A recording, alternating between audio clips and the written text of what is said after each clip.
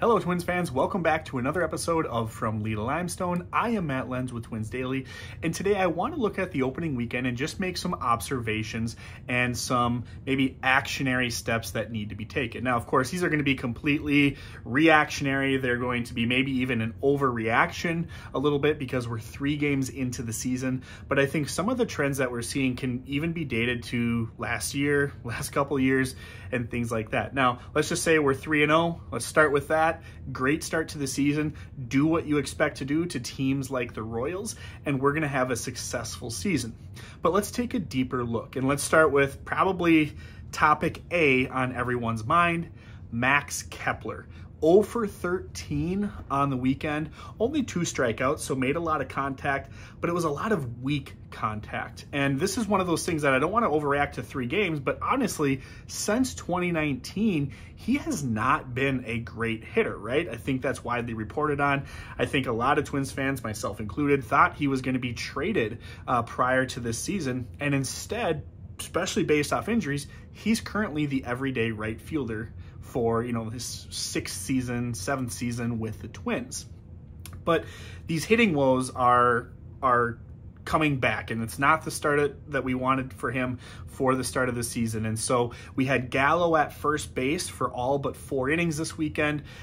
That frustrates me to begin with because he is a Gold Glove level outfielder, and he's not that great of a first baseman. So I want to see him out in right field as soon as possible, and we can piece together first and or third base. We can move Miranda over to first for a little bit while Kirilloff hopefully gets healthy, and we can piece together the rest of the infield with Solano, Gordon, Farmer, Castro. We have those 4 guys who are utility infielders, so we can make this work. But for me, I know it's only 3 games, but I've kind of just seen enough of Max Kepler. He is what he is at this point, probably a average, maybe above average bench bat, defensive corner defender at this point.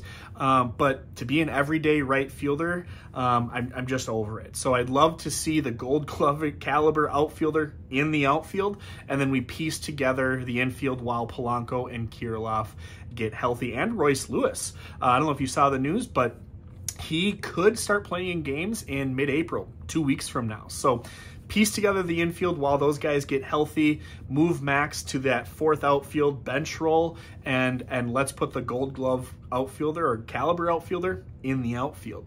That's probably my biggest takeaway, hot take of the weekend. Other observations. The starting staff is him, as the kids say these days. I think that's a good thing. 16 1/3 innings pitched this weekend, 1 earned run, a 15-9 strikeout to walk ratio. Way too many walks, but they got outs when they needed it. Pablo Lopez on opening day got into a couple jams, and he was able to get out of them. Same with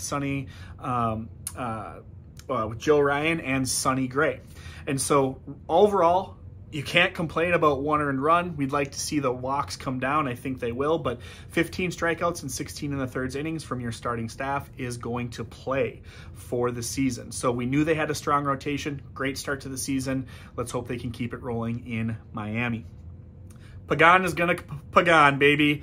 He loves those mid-90s fastballs, and hitters love to mash. Another guy that his leash is about as short as can be. I'm ready to see him go. I've been ready to see him go for a long time now. I'm sick of hearing that he can throw 98. That's great, but when it's middle, it doesn't matter. It's getting hit. 2 extra base hits in his 1 inning, a rough spring. I'm ready to cut the leash. And then Giovanni Moran. The rest of the bullpen did great. Moran was another one who gave up a couple earned runs off of a home run. Again, not too worried there. I looked at the Savant page for Edward Olivares, who's not really known for his power. And over half of Major League ballparks, that ball stays in the park. And with our outfield, that ball maybe even gets caught. It did have an 850 expected batting average, and I know it was more of a line drive, so doubtful. But with our outfield, you never know. So not worried about that. Like I said, in over half of Major League ballparks, that stays in the field, and with our outfield, that maybe even gets caught.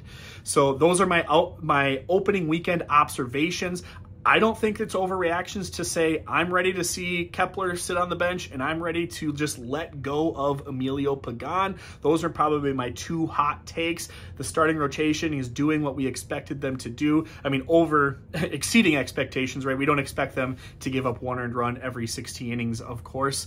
And the bullpen was great to start the year. So great weekend for the Twins. Now we get to go and see old friend Luis Arraez down in Miami. Excited to see how that goes. He's had a great start to the season, but overall, super excited with how the Twins started the season. They did what they were supposed to do. What are your hot takes for the year? What are your opinions on Kepler, Pagan, and how to handle, especially that Kepler right field, first base, third base? How would you handle that if you were the manager? Let me know in the comments. Let me know on Twitter @Lenzy2108.